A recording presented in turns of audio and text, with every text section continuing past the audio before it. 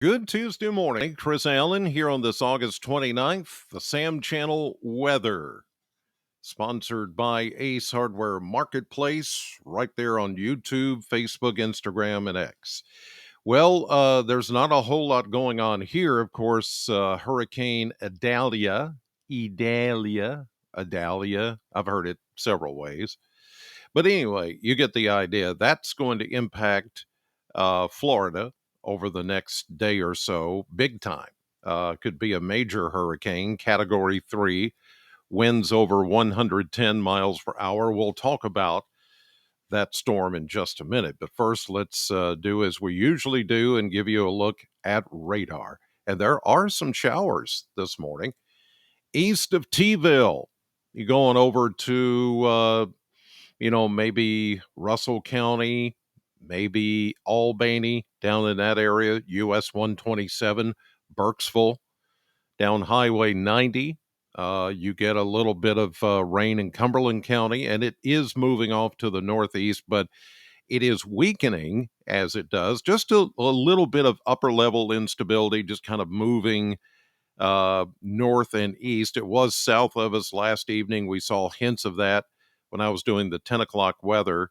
I could see that kind of popping up. So it's mostly east of us and along the Cumberland Plateau. It should move away. The rest of us are seeing a mainly clear sky this morning, maybe a few drifting clouds from time to time. But overall, it is going to be a good day for pretty much everybody. Those of you that live out toward the Cumberland Plateau and Lake Cumberland and Dale Hollow Lake, you may have to contend with some clouds and a sprinkle or two or a light rain shower for this morning, and then that should move away. Here's a look at Kentucky mesonet temperatures as of 6:30 this morning. We have some pleasant 50s to the north of us. Then we start to see 60s and even mid to upper 60s down there where it is raining, like in Clinton County and Albany. It's almost 70 degrees this morning. That's because you've got a high moisture content and a little more dew point in the upper 60s, almost near 70. So the air is saturated.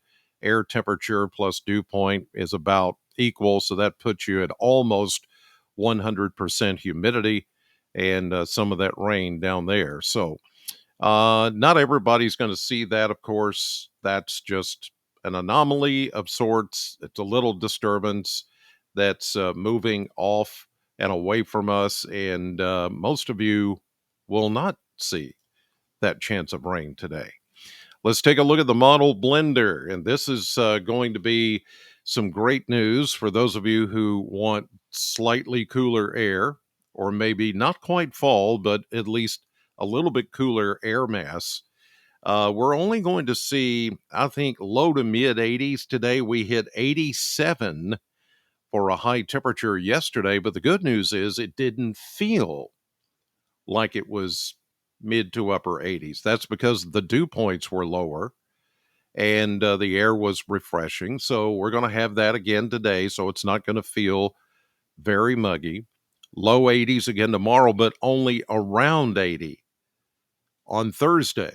And that's because we get a reinforcing shot. A dry front is going to pass through tomorrow and bring our dew points down into the 50s and the low 60s. And that's going to feel extra nice tomorrow with sunshine. Then we start to heat up as we head into Labor Day weekend. Yes, this weekend is Labor Day weekend. Monday is Labor Day. it's hard to believe that, but it's where we are already. And as we start the new month of September, we do heat it up. Again, as I mentioned yesterday when I showed you this graph, I don't think it's going to get quite as hot as what you see there. These are just kind of template numbers. This is something to go on. This is a blend of many, many, many models put together, and then it spits this out. It doesn't mean it's going to be this, but I do think we could touch 90 on occasion, especially Labor Day on Sunday, maybe 90. After that, whether we go into the low 90s or not remains to be seen. I'm not confident that we're going to see low 90s. I think we'll stay close to 90 but not that much above it. Maybe a day or two could be, but again, we're going into September. The days continue to get shorter. The average daily high starts to go down because of the lack of daylight. The nights get longer. There's little opportunity to get that kind of hot air in here. I don't think it's going to get hot. I think it'll get very warm for a few days, maybe on Labor Day and a day after, but anything hotter than that, I don't see it. I just don't see it. But my confidence is pretty low on that one right now, considering it's that far out. Okay, let's take a look at the model map here, and you'll be able to note a couple of things, not just some of those light rain showers that you're seeing out to the east of us along the Cumberland Plateau today, which not everybody's going to see, but also you'll be able to see two more things. One is Hurricane Franklin, which is right here. Let me scoot the map over. There you go. Look at that. That's impressive. That's Franklin, okay? Then you'll be able to watch Adalia to the south once we get into closer proximity. Here's this afternoon. Still a few showers, maybe far eastern Kentucky, but everything fades away tonight. Here comes Adalia. Look at that. This could be, as it makes landfall, a Category 3 hurricane, okay? Now, when it's a hurricane Category 3, that's considered a major hurricane. That's when we give it that label. But that also means sustained winds of 110 miles per hour or higher. That's not counting the gusts. The gusts could be 120, 125. It could be a lot higher than that.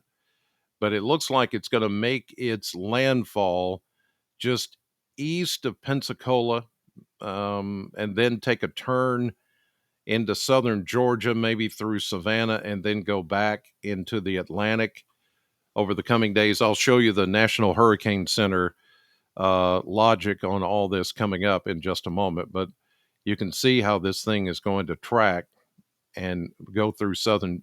We're not going to get anything out of this.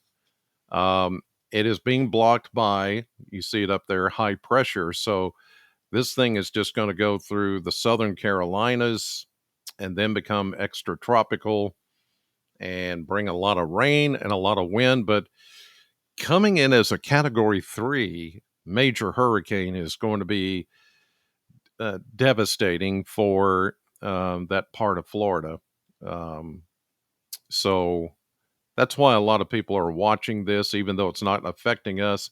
I know a lot of you have friends and family that live down there, and so it is a concern. Let's show you the National Hurricane Center latest update. It just became a Category 1 hurricane.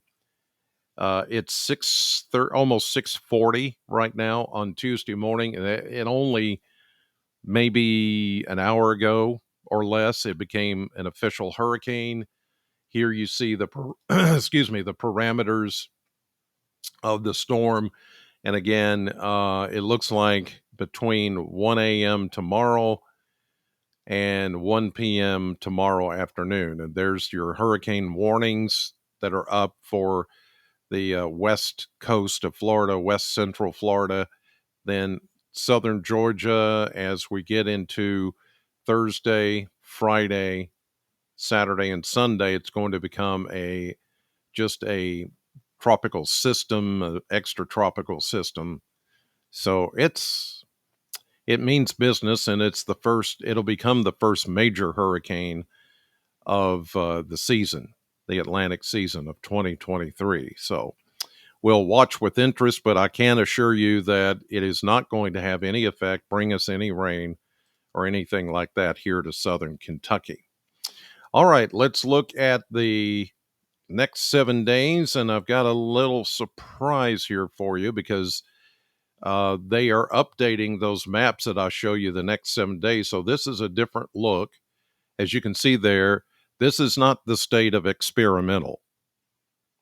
See where it says experimental right over Kentucky? It just means these charts, these maps are experimental, but they're about to be launched. And change from the way they've been looking. So let me help you with this. But I like this because I can zoom in, zoom out. Um, I can make everything move like I want it to in time steps. And as you can see, it's in current time and the current date. Everything is down here at the bottom, current date, current time. Um, the yellow just means light rain. That's mainly for aviation purposes so that they know what's going on. There could be some fog in there. But anyway, let's go from today with that front being just south of us. And that's why it feels pretty nice outside this morning. But as a low pressure system rides along the front later this morning, there will be some of that light rain over in the Cumberland Plateau and eastern parts of Kentucky. But the rest of us, like yesterday, will have a pretty nice day.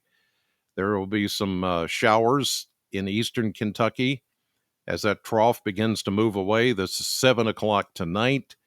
Then we go 1 a.m. tomorrow. Here is that reinforcing shot of Canadian air that is going to drop southward on Wednesday.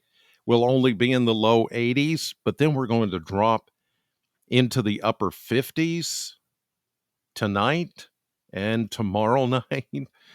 That's going to feel nice. Here's Wednesday morning, Wednesday afternoon, Thursday morning, Thursday evening. No, this is Friday morning. Okay, there's a little trough there, but I don't think we'll see much more than clouds from that. Here's Saturday, here's Sunday, and there's Monday, Labor Day. High pressure dominating, but notice we will be on the backside of the high pressure ridge, which means we're going to steadily warm up. Now, I don't think we're going to get the high heat and the high humidity that we had last week when we hit 99 on Friday. We're not going to have that, not even close. We may hit 90 or so, but the dew points are still going to be low or comfortable, we'll say. I don't think they're going to get too far out of check. And I think we're going to be okay. I think it's going to feel warm, but it's not going to feel oppressively humid as we get into Labor Day weekend. So make those outdoor plans, the cookouts, one last time at the lake or whatever it's going to be. It's going to be near perfect, really, for Labor Day weekend. All right. Well, I'm on the radio right now at Sam 100.7. You can tune in and listen to the morning show until 10. And then, of course, this evening I'll be back on your TV at 5, 6, and 10. In the meantime, God bless you. Thank you for watching, and have a great Tuesday.